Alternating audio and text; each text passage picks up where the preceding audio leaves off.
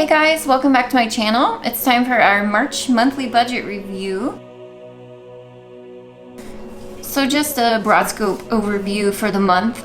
Since student loans are on forbearance and they're the only debt that I have left, I have been focusing on saving and investing this month.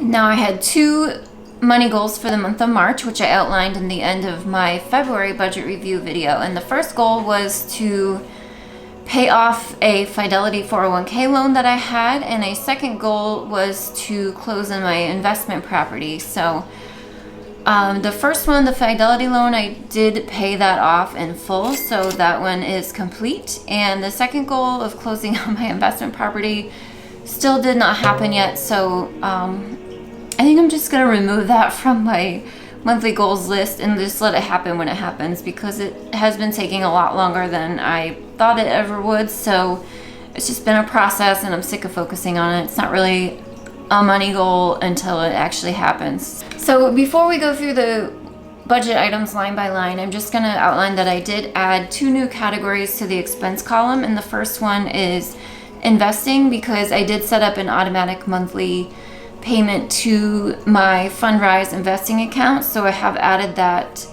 as a line item to my expenses. And I've also added donate. Donating is something I've wanted to do for quite some time.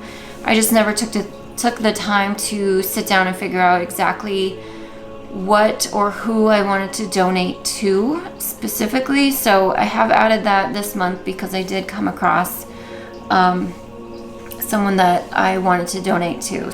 But I'll get more into the details of that later on. Another line item that changed for this month was my shopping budget. I had increased it from $50 to $300 for this month just because I kept going over, but I actually went over that again this month, but I'm gonna touch more on that later on. Okay, so here's the March budget items line by line.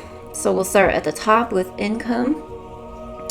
So as always, my goal is $4,932 a month, and that is the minimum I will ever make without any shift differential or overtime. That's just 40 hours a week straight time.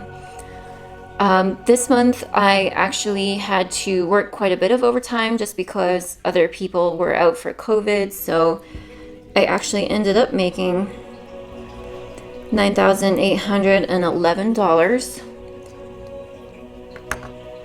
And then we'll start down in the expenses, and the first one is rent, and that's always going to be the same amount of $1,000. And as I've explained several times, that always includes all utilities, including the Wi-Fi, which is fantastic. And then the next line item is Fed loans. That's just my federal student loans, which are now the only debt that I have and the only debt payment that I have. Student loans are actually on forbearance right now because of the CARES Act, so I did not have to make that payment again this month. Currently they are on forbearance until the end of September. Gym membership, that's always $22.99 a month. Netflix, also always $17.99 a month. Cell phone bill, $61.04 a month. Sometimes that changes a tiny bit due to tax variation, but that is exactly what it was this month. Groceries and food, I budgeted myself $400. I actually spent $411.25. So we were over by $11.25, which is not bad at all. Gas and car wash. I do live in New England, so I do budget for car wash. I budget $60, but I actually spent $88.93. I've been doing a little extra driving lately. So it was over by $28.93. Chiropractor, I try to go to him every week, and it's always $40 a visit, so I always budget $160 per month, but I only got to see him twice this month, so I only spent $80. So for that one, I was actually under by $80.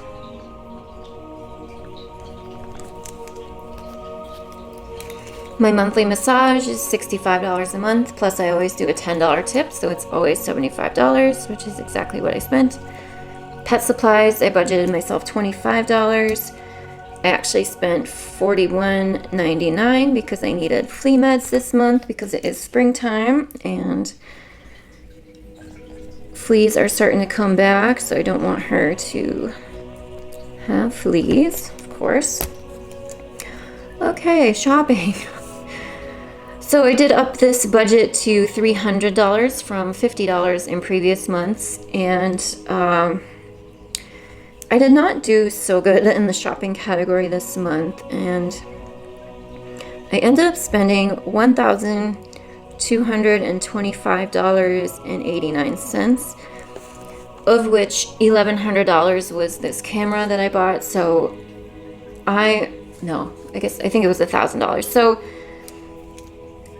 aside from the camera, I would have been under budget. So I'm totally happy with that. I've been wanting this camera for quite some time, and I had a big month because of all the overtime that I worked, so I don't feel any guilt about being over budget whatsoever. So it was over by $925.89. Oh well. Investing. So this is the first new category that I added for this month. So I do have a $125 auto investment set up for my Fundrise account, but I actually went pretty big on the investing this month as well. And again, that's just because I had worked so much overtime. I wanted to invest some of that extra money, so I invested $1,201.70 total, which is certainly over my budget, but I'm not going to count that as a negative just because I don't think investing is a negative whatsoever. If I do end up making extra money, it makes sense for me to either invest it or save it. So in my opinion, they're kind of one and the same, and that's absolutely fine with me. And then the other new category I added was donate. Again, this is something I've been wanting to do for quite some time. I just haven't taken the time to look into things that I like to donate towards, which for me is either like Ocean Conservancy or some kind of animal rescue programs, things like that. And one night I was scrolling on social media and I came across this lady that she adopts and fosters special needs dogs, and I was like sobbing by the time I was done looking through her account for about 5 minutes. And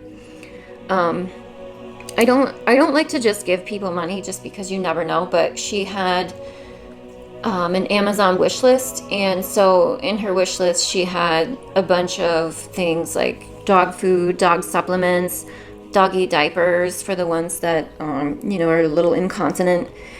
And I used to have a dog that was special needs and needed doggy diapers and a wheelchair and special food, so I totally understand, and I totally understand how expensive those things are.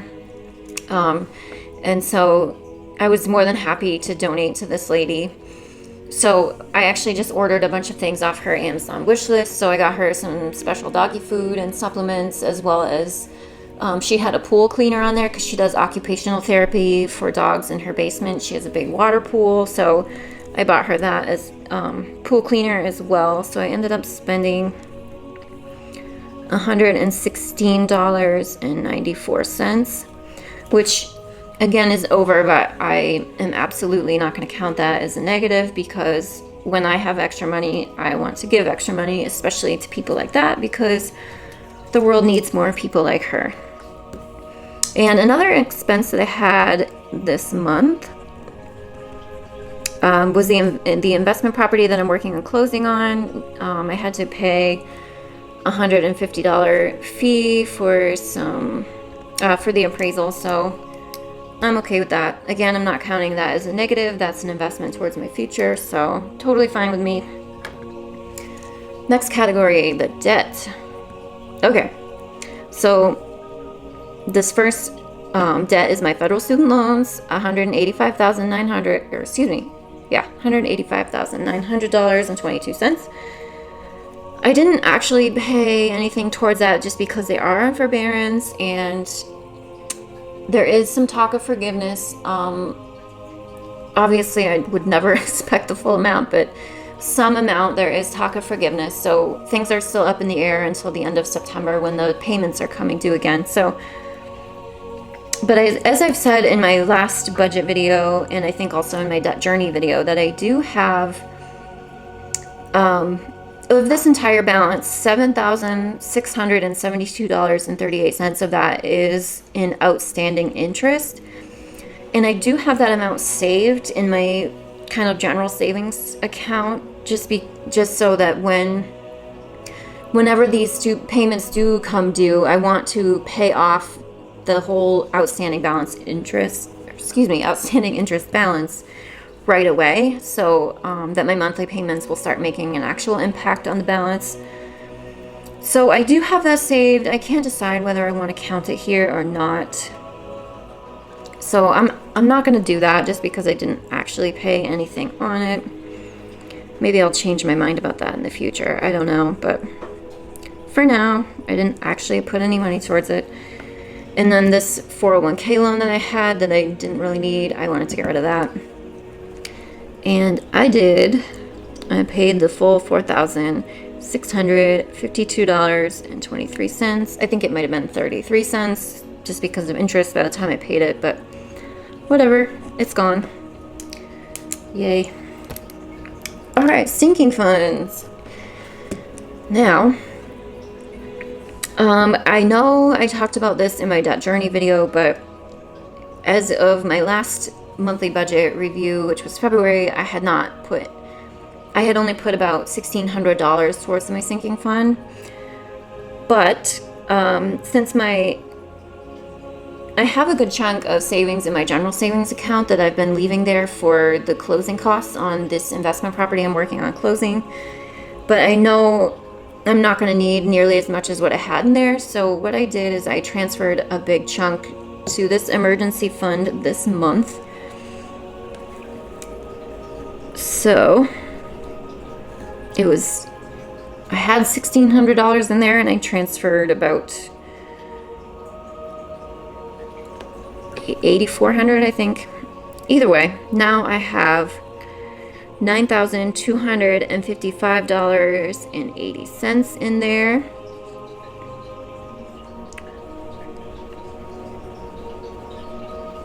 So the only bit remaining is $744.20, which I think I'll be able to knock that out next month in April. So that's great.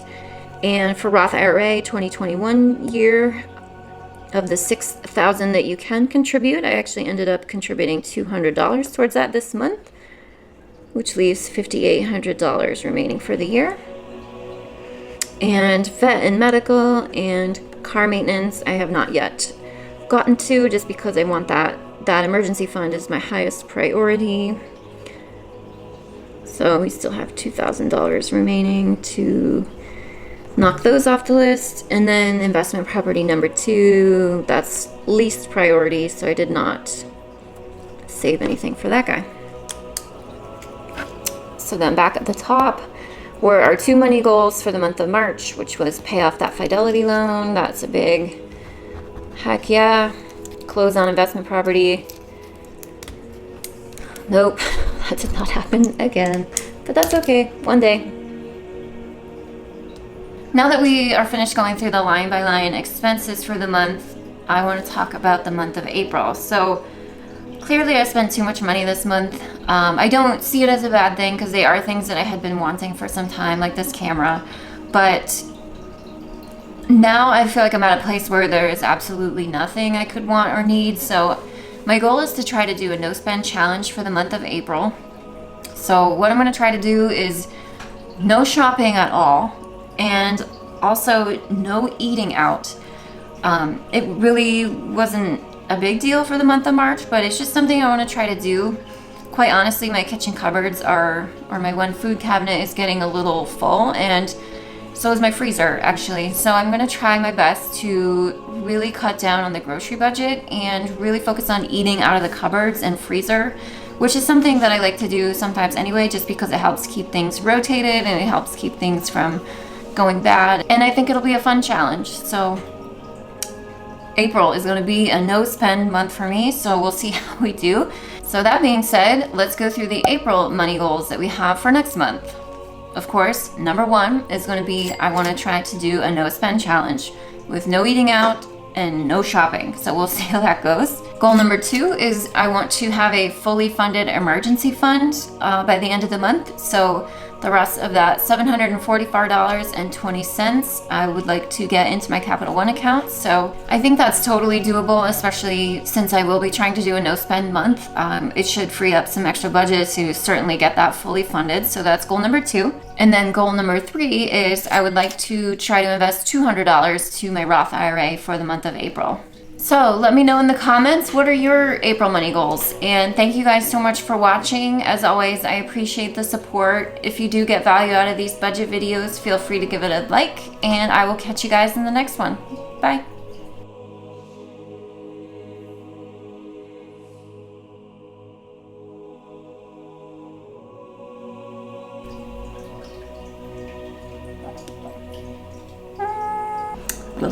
That sounded weird. Do it again. Okay. Just because I had... Do it again.